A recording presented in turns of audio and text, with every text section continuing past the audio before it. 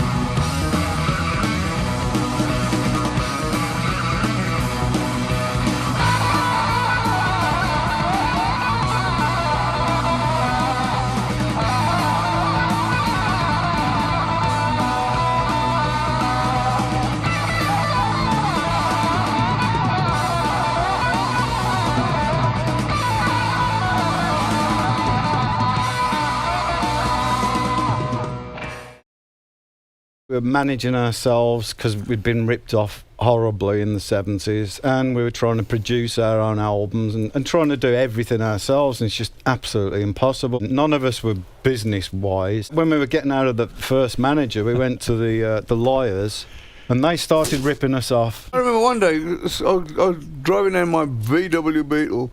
I thought, there's something wrong with his picture. How come that asshole of a manager, he's driving a Rolls Royce and I'm in a fucking Beetle? And the worst part was when we got the tax bill for it. We were working on the road to pay lawyers' fees to keep the lawsuit going against the manager that was ripping us off. And I just said, hey man, well, I didn't get involved in this to become a damn lawyer. I don't know the first I don't understand the business side of it. I don't want to. I don't. No, he said, now it seems my music's paying off my tax demands. That's the line. And we'd never paid tax, so we had to pay tax and all this and whatever.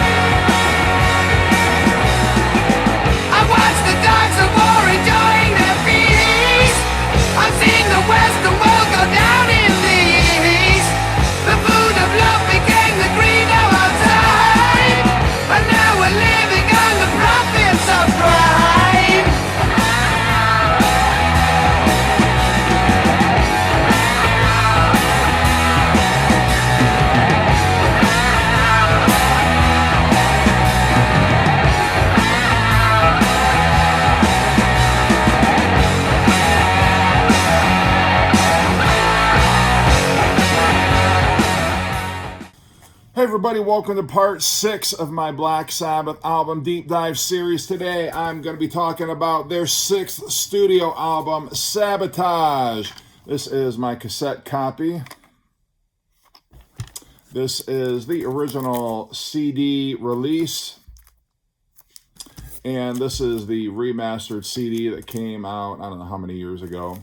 But nonetheless, the album was released on July 28th, 1975. It was co-produced by Tony Iommi and Mike Butcher, and it was recorded at Morgan Studios. Prior to this album being recorded, the band fired their manager Patrick Meehan as they felt he had been mismanaging their finances, and Patrick Meehan turned around and sued Black Sabbath. So during the recording of this album, they were having to deal with lawyers and writs and all sorts of legal issues that were coming to the forefront and distracting them for trying to make the album, which is why it's called Sabotage, because the band felt that their efforts were being sabotaged by powers greater than themselves, mostly the lawyers and their shitbag former manager. Despite all the turmoil and chaos, Black Sabbath turned in one of their heaviest, one of their most rewarding album. I know many people who consider this to be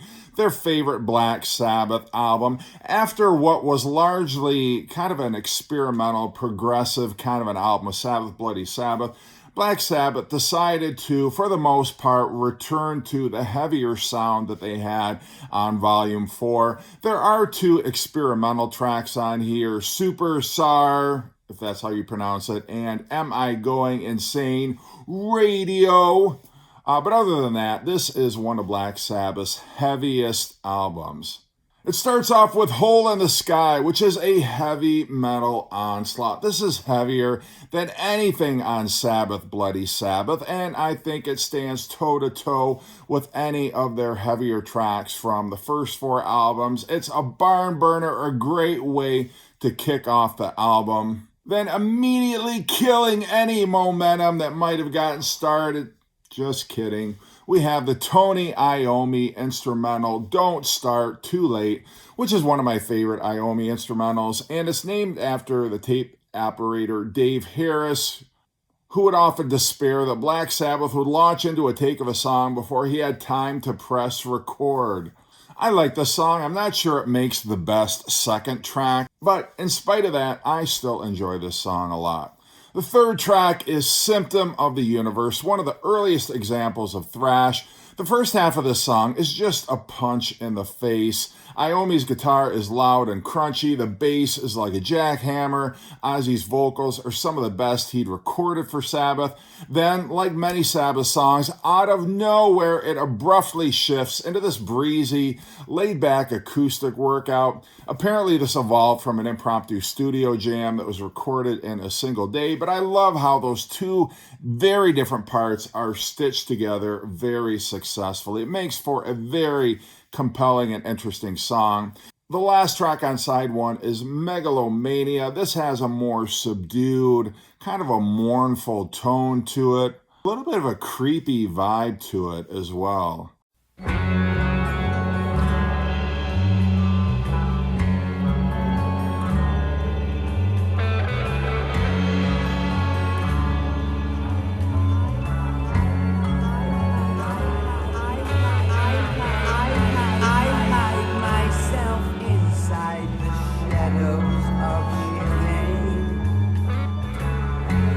Silent symphonies were playing again.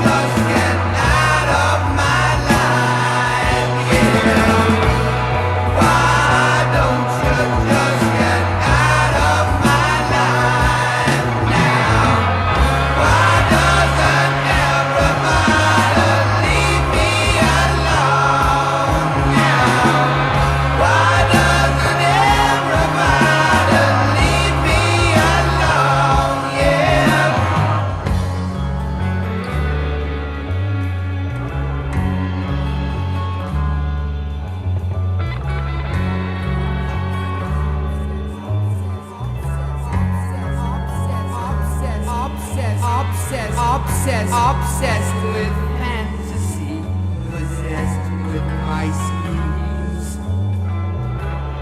I mix reality with pseudo-god dreams. The ghost of violence was something I'd seen. I sold my soul to be the human obscene. How could this poison be the dream of my soul? How did my fantasies take complete control? Yeah. Why don't you just get out of my life? Yeah. Why don't you just get out of my life now? Why doesn't everybody leave me alone now? Why doesn't everybody leave me alone? Yeah.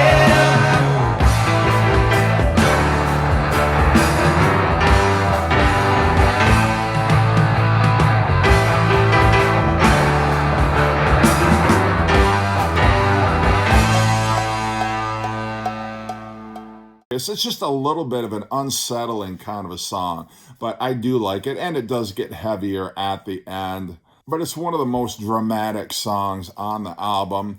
Side 2 opens up with the thrill of it all. I love this. This is just a straightforward rock song. I love the tempo on this track. I love Ozzy's vocal.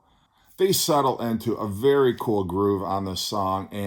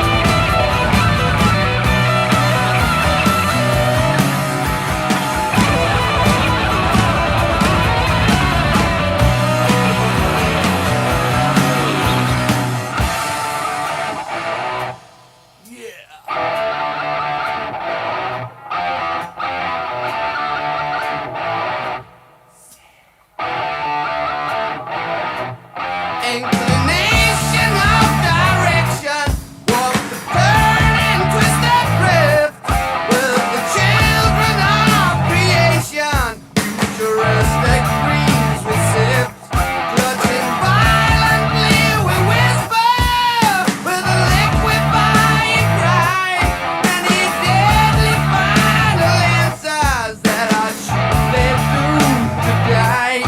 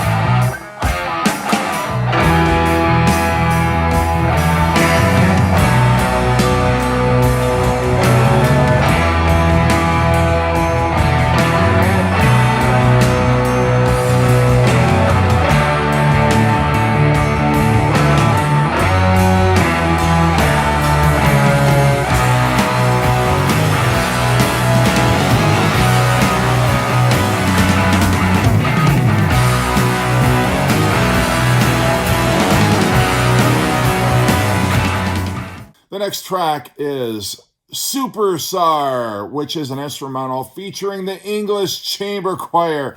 Sounds almost like an ELO song or Pink Floyd's Atom Heart Mother, which also used choirs. It's an interesting piece of music, one of the most experimental songs that Sabbath would record.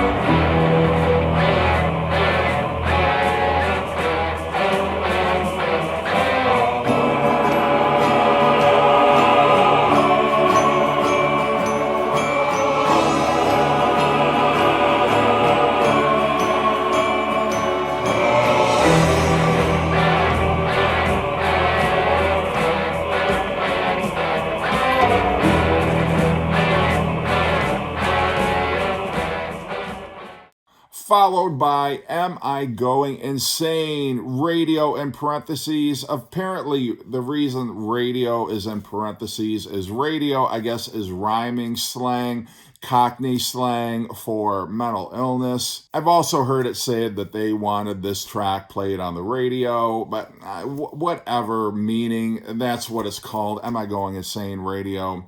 Another slightly experimental song, but it sounds entirely out of character for Black Sabbath. It's kind of this very theatrical style. Again, you have the band pushing boundaries, not afraid to go outside of the Black Sabbath sound.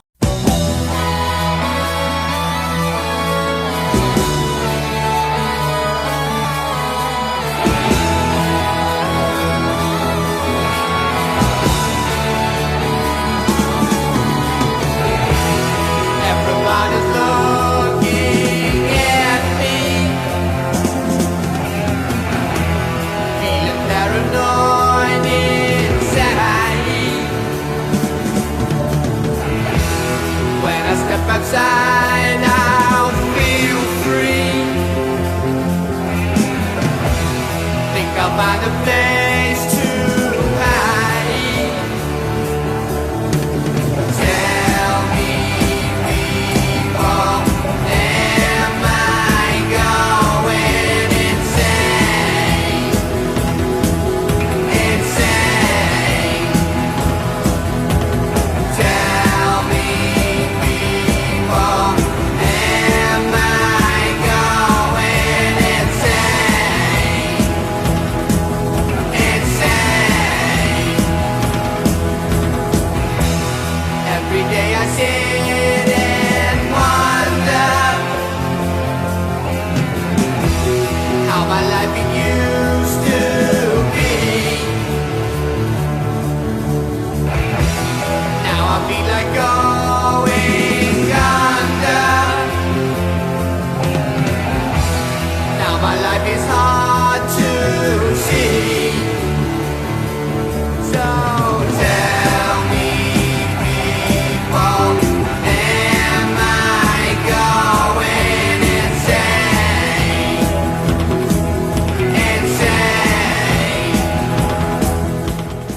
In later years, Ozzy said he wasn't really happy with the reaction to this song and felt that maybe Black Sabbath was getting a little too far away from what they did best, but it is what it is. Then the last track is The Writ. This features lyrics composed by Ozzy Osbourne that were inspired by the frustrations he felt at being sued by the band's former manager and all this legal stuff that he wasn't interested in, having to deal with lawyers and legal paperwork. And so he kind of took out all his frustrations at the band's manager, former manager, with the lyrics to this song. It's a very angry sounding song.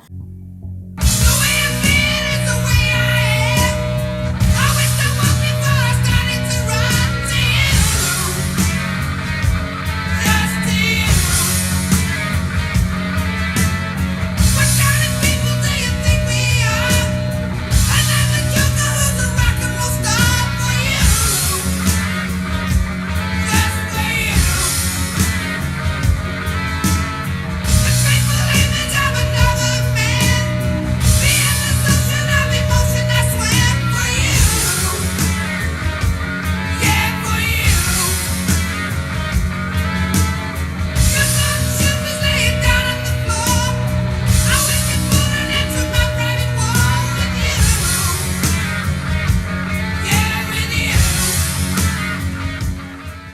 but it's also a very kick-ass rocker and a cool way to close out the album.